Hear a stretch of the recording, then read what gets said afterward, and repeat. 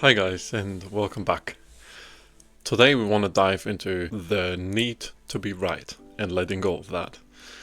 And I want to dive deep into why most people have that, how we can shift the mindset of, okay, I want to say this, I want to really need to get my point across and want to be right, to, okay, how can we have a conversation where the ego sits in the back seat and I'm in control, my higher self is in control. And I want to listen to what the other person has to say to fully understand their point and not to necessarily be right. Because, let's face it, have you ever found yourself fighting to be right or finding to be in the position of being desperate to control an outcome?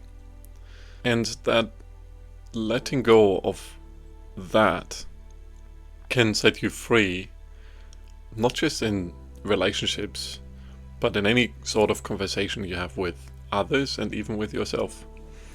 I mean, we all have had situations in our life where we really want to be right. We really want to get our point across, and you can surely relate to this. So it's obviously in our nature that we have that urge, okay, I really want to be right. I need to correct that person. And I think in nowadays culture, you see that even more and more. If you try to be right, you're not actually trying to understand the other person. Fundamentally speaking, what you're doing is you're trying to listen only so that you can then get some points that you can attack or that you can use for your own good or for throwing that back at them. And if you think about it, that's kind of a little bit psycho.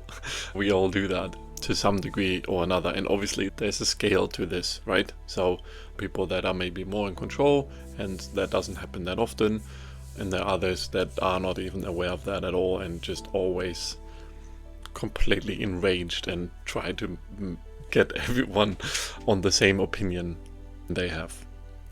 And how it is with everything, this is not something that is gone, and I don't think that's something like so many other things in self-development, self-mastery, whatever you want to call it, with working on yourself, that is not so much about getting rid of something. It's more so about being aware of it and letting something that is so-called negative, it's all just labels, but you get the idea. Something that is negative, don't let that gain too much power over you. That's for me what it's all about in the topic of self-mastery. Being aware of more things about yourself, being aware of your own nature in the first place, and then not letting negative aspects have too much control. And the need to be right is one that is certainly fit into that category. So how was that for me? For me, I noticed that in conversations, if I really need to say something, where does that come from? And most of the time, if I'm just on the edge trying to bring something in, most of the time that comes from the place of ego, and that comes from the place of actually not listening fully to the other person. Because if you would be a blank slate, right? You're a blank page and you're trying to fully understand the other person in everything that they're saying and everything that they stand for in that moment. Because it's not just words. If you fully listen, you see more than just the words being spoken.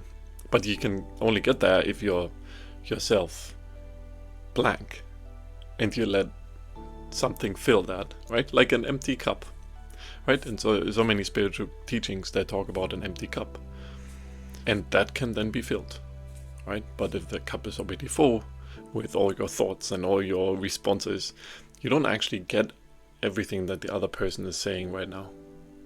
You might understand the words so you can bounce back to it, but maybe the subtleties of the emotion or what the person or the being is currently standing for, you don't sense these little subtleties.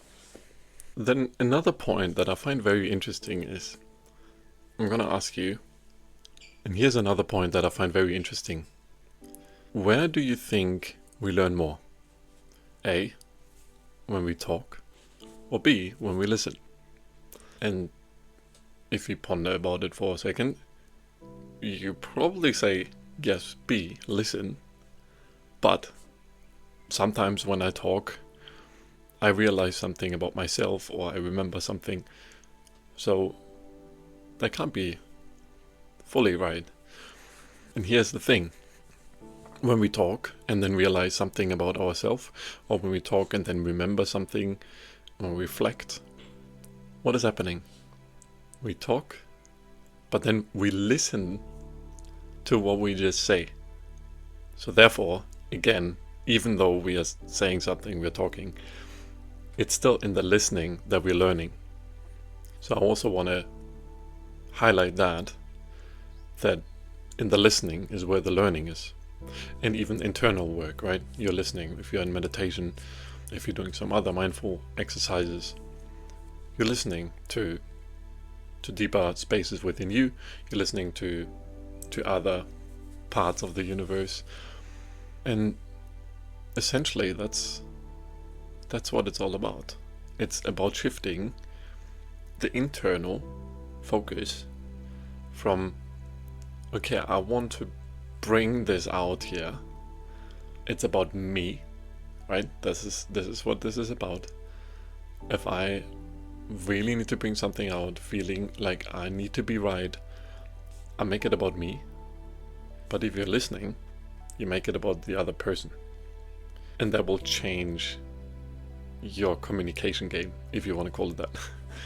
Conflicts will unravel in a completely different way. You would be very surprised.